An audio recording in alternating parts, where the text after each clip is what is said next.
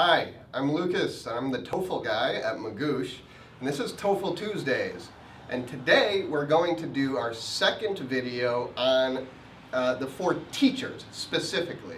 So if you're a student, this video might not be very helpful for you. I'm sorry. If you're a teacher, welcome to TOEFL Tuesdays. It's great to have you here.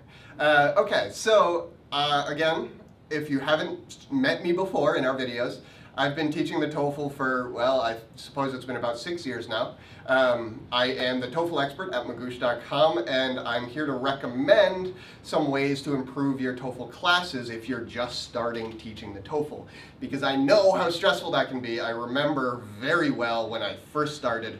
It's really strange to come into teaching the test if you haven't taught tests before. And similarly, it's hard to come in teaching English if you've only taught tests and not English. So there are two things here, right? Anyways, so today specifically, I'm going to talk about teaching TOEFL speaking and what that means. Now, teaching TOEFL speaking is, of course, just like teaching speaking for English in general. For the most part. It's not all. But let's start with some of the big topics from that. First, pronunciation. One of the most common problems I think teachers have is that they don't focus enough on pronunciation. Why?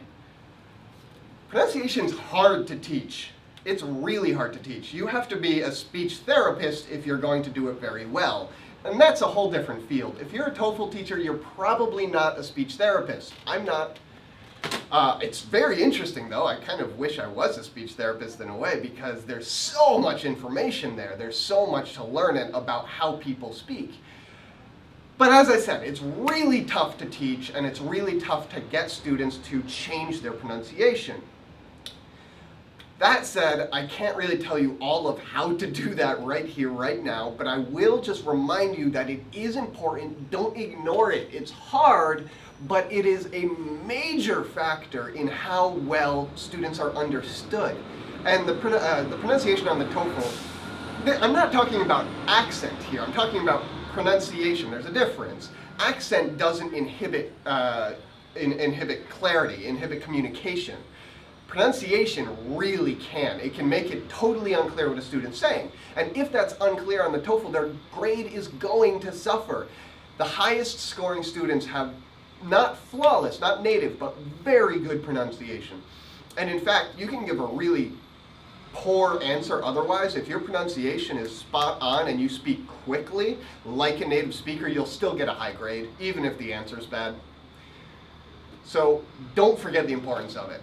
Next is the content of what students say. This includes both grammar and vocabulary. I mean, what they say.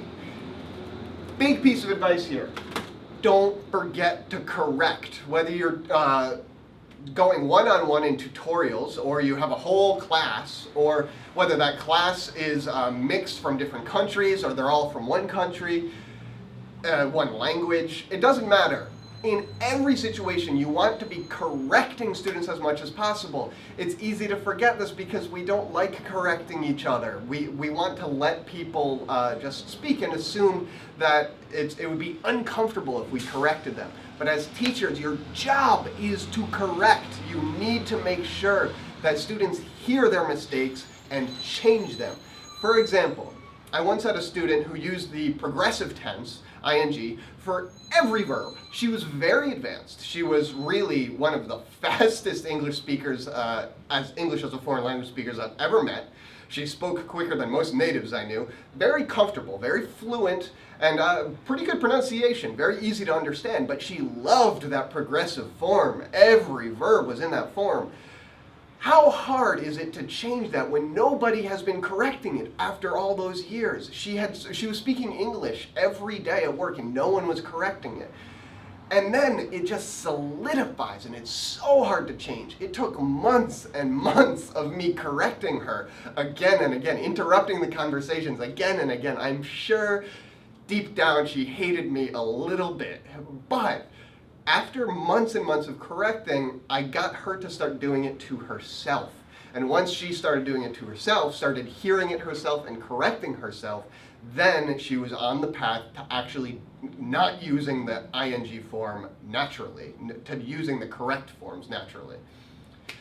So never forget to correct with content. Structure. This is where it changes. This is where it's not just teaching normal speaking. This is the TOEFL. You need to know the structure of every question type in the speaking test. There are 6 questions, all with different types of questions and different types of answers that you would give. You need to know exactly how much time to spend on each part of your answer and relay that to your students.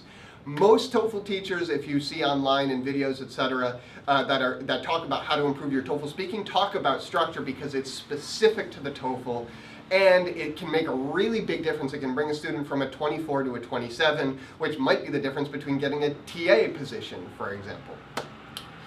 And that structure is really just all about organizing.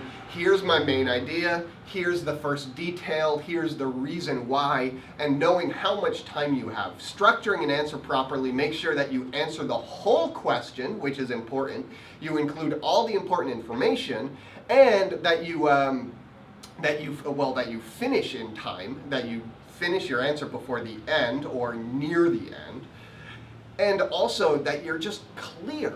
If students structure their answers well, it's a lot easier to understand what they mean than if they are just going in all different directions and moving from A to B, back to A, back to B to C. If you structure linearly, then it's clear, and the TOEFL is all about communication.